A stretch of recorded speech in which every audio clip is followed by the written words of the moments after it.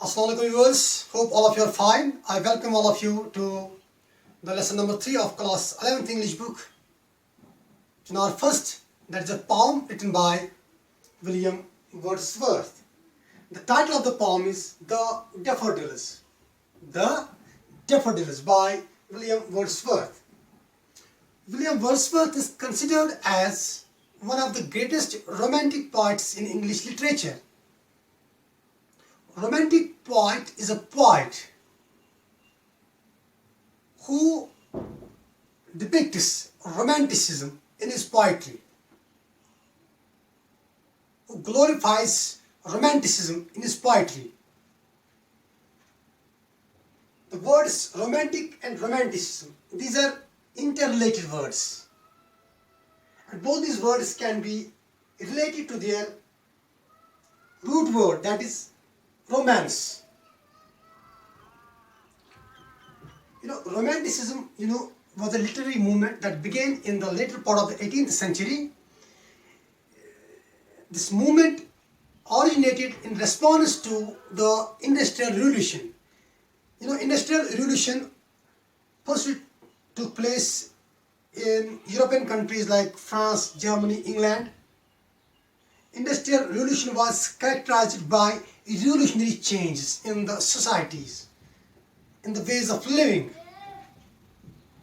Industrial Revolution was a result of the invention and discoveries, the discovery of new knowledge, the construction of new knowledge, and the invention of many things.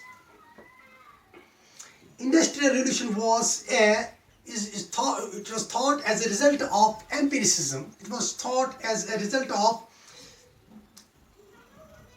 knowledge, reason, rationalism. So people were taken up by these sweeping changes. During the period of Industrial Revolution, what suffered most was the emotion. The emotions of human beings were neglected during this period.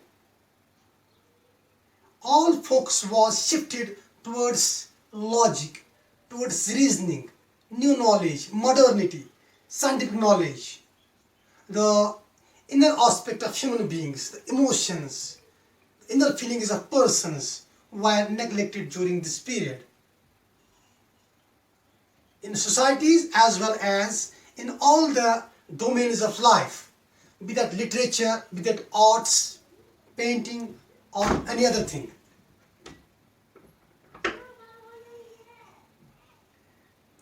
In romanticism, what poets do, what artists do, they shift their focus from prototypes to simple men, from prototypes to ordinary men, from objectivity to subjectivity. What we find in classical literature and in earlier literature, the kings, queens, princes, the aristocratic people are regarded with due respect. They are given good weightage. But it seems that a common man, an ordinary person, is not given due weightage in the classical, in the older literature. Everything is written from the perspective of kings, queens, princes, and aristocratic families. An ordinary man, ordinary life is neglected. The kings and queens are portrayed as flawless people, while a common man is not portrayed in that way. That's why we find Wordsworth glorifying a simple girl living in a remote area, probably in some forests, namely Lucy. He glorifies the simple girl Lucy in as many as 5 or 6 poems. Wordsworth glorifies a simple village girl who was reaping some crops from her field in one of his poems called The Solitary Reaper. He glorifies that simple common girl. He writes from the perspective of the common girl. He portrays the common girl, something as beautiful, something as a prototype.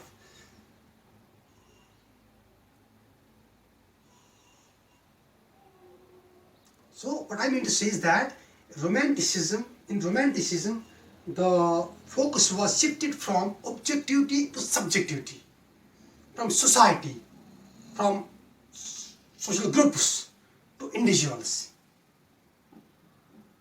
The focus was shifted from prototypes to ordinary men. The focus was shifted from the higher ranks to the lower ranks.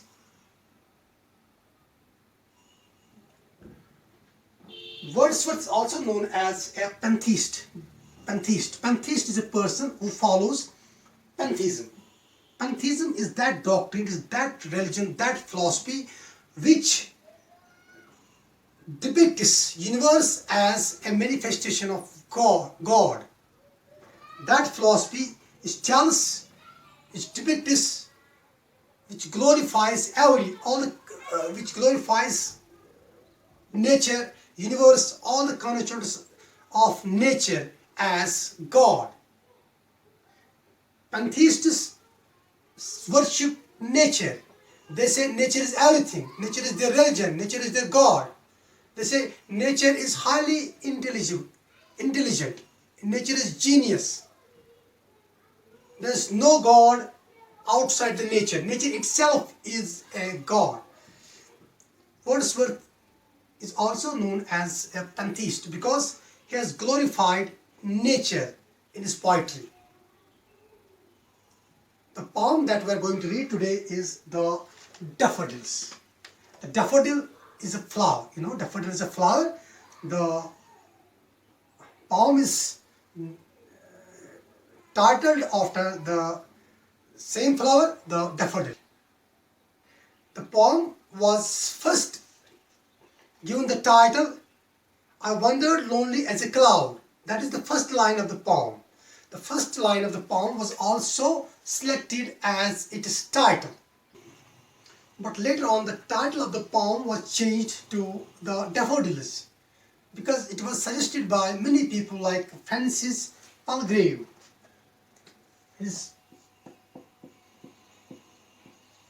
Francis Palgrave.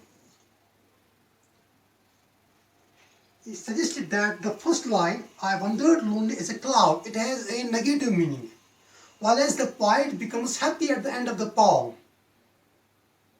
The reader becomes happy at the end of the poem. The poem makes the readers happy, especially the poet happy. That's why the title of the poem was changed to the Daffodils. Now let's look at the structure of the poem because this poem has a regular structure. It has a regular structure. It consists of 4 stanzas and each stanza consists of 6 lines. This poem has a definite rhyme scheme. That is, it has a rhyme scheme of A, B, C, C. It has a definite rhyme scheme of A, B, C, C. Now let's go through the poem. I'll go through the poem. I will read the poem aloud for you. You listen to me. You try to understand the poem from my words. I wandered lonely as a cloud that floats on high o'er vales and hills, when all at once I saw a crowd, a host of golden daffodils, beside the lake, beneath the trees, fluttering and dancing in the breeze. Continuous as the stars that shine and twinkle on the Milky Way, they stretched in never-ending line along the margin of a bay. 10,000 I saw at a glance, tossing their heads in sprightly dance. The waves beside them danced, but they outdid the sparkling waves in glee. A poet could not be but gay in such a jocund company. I gazed and gazed, but little thought what wealth the show to me had brought. For oft when on my couch I lie, in vacant or in pensive mood, they flash upon that inward eye, which is the bliss of solitude. And then my heart with pleasure fills, and dances with the daffodils. I hope you have understood this poem, and I'll try to explain this poem. I'll try to paraphrase this poem. I wandered lonely as a cloud that floats on high over vales and hills. You see, in the first line, the poet has compared himself to the clouds. He says, I wandered lonely as a cloud. You know, comparison is done either by using metaphor or by simile. When words like and as are used to compare two things, two objects, two persons, that comparison is known as simile. That comparison is known as simile. In the first line of the poem, I wandered lonely as a cloud that floats on high over vales and hills. In these lines, the poet compares himself to the clouds. The poet describes himself as a cloud. Those clouds that wander freely, that move from place to place aimlessly, without reason. Wandering means to move from one place to another place without any reason. Then all at once I saw a crowd, a host of golden daffodils. The poet was moving aimlessly, and all of a sudden he saw a crowd, a host of golden daffodils. He saw a crowd, a host of golden daffodils. You see, in this line, in this phrase, the daffodils have been described as host. Daffodils have been given the quality of human beings. This technique is known as personification. When other objects are given human qualities, that's known as personification. A host of golden daffodils. The poet says, I at once saw a host of golden daffodils. The daffodils were like a host for me. Why did he see those daffodils? Beside the lake, beneath the trees, beside the lake, next to the lake, on the one side of lake. Beside means on the one side of lake. Another word, besides. It looks like that beside is the plural of beside, but that's not the case. Beside is one word, beside is another word. Beside means in addition to, beside this word. It means next to. For example, I can say, I'm next to the board. The flowers were next to a lake, beneath the trees, fluttering and dancing in the breeze. The flowers were fluttering, they were dancing in the breeze. Again, flowers have been described as dancing. Now, dancing is also a quality that is normally associated with human beings. So, fluttering and dancing in the breeze is also an example of personification. Continuous as the stars that shine and twinkle on the Milky Way. Continuous as the stars that shine.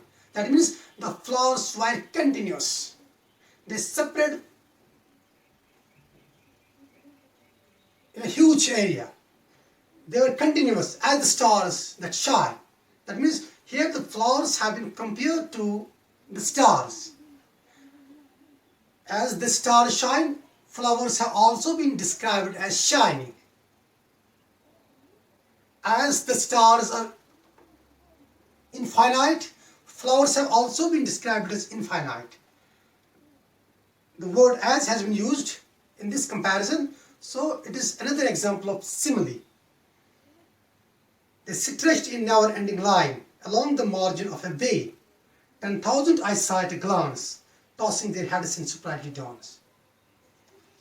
The flowers stretched in never-ending line.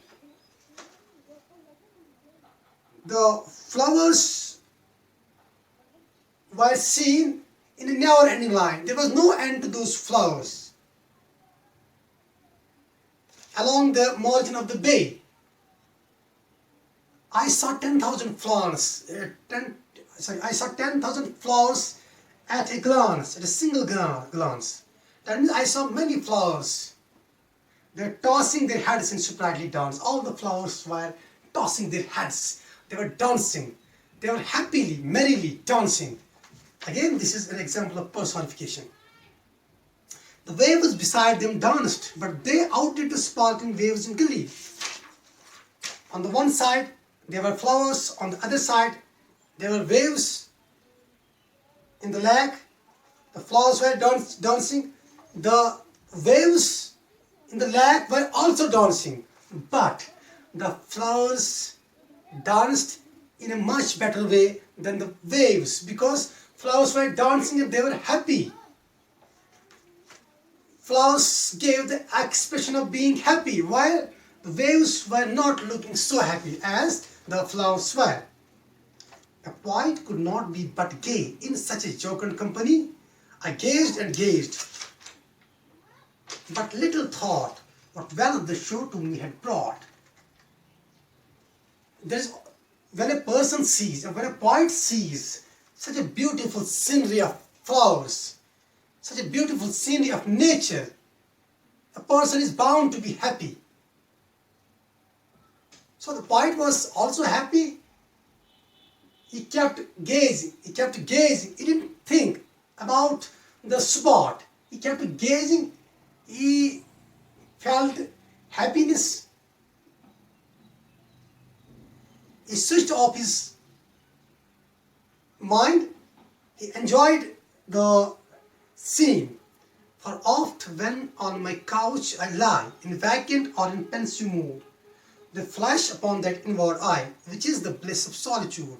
The poet says, after seeing that scene, those beautiful flowers, whenever I am at my home, whenever I am sad, when I am feeling sad, I am in a melancholy mood, I remember those flowers. I remember the scene of those flowers in my heart of hearts. And that scene makes me happy. And then my heart with pleasure fills and dances with the daffodils. When that scene flashes in my inward eye, in my imagination, I become happy again. My heart begins to dance with those flowers.